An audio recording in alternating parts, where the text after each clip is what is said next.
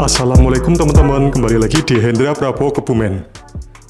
Ada sejumlah tanda yang dapat menunjukkan kalau seseorang mengalami kelebihan gula darah.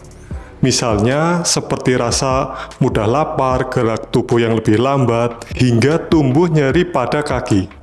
Lalu, tanda-tanda apa sajakah yang menunjukkan seseorang memiliki gula darah yang lebih tinggi? Nah, bagi teman-teman yang penasaran, tonton video ini sampai selesai ya. Dan bagi teman-teman yang belum subscribe, sempatkan untuk menekan tombol subscribe dan loncengnya.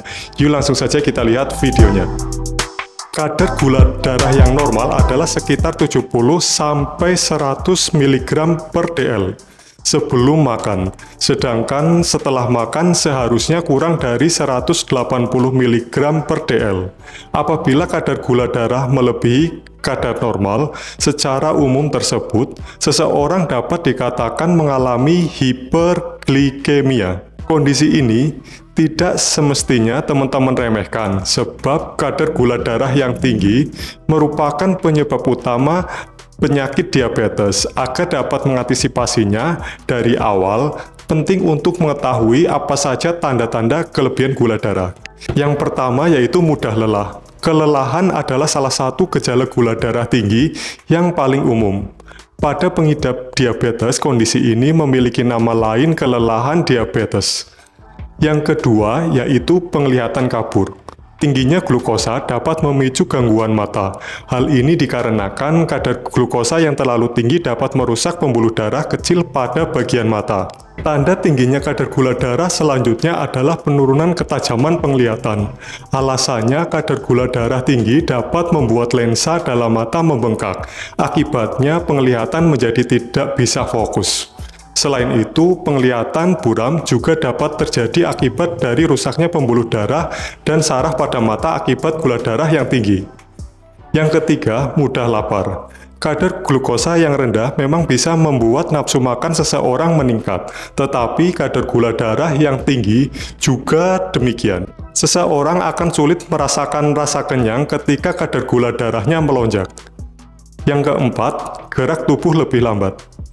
Apa teman-teman sering merasa badan jadi lebih lambat dibanding biasanya? Bila kondisi ini sering teman-teman alami, bisa jadi hal itu menandakan tingginya kadar gula darah. Gula darah yang tinggi ini menimbulkan lonjakan insulin yang menimbulkan berbagai masalah pada tubuh.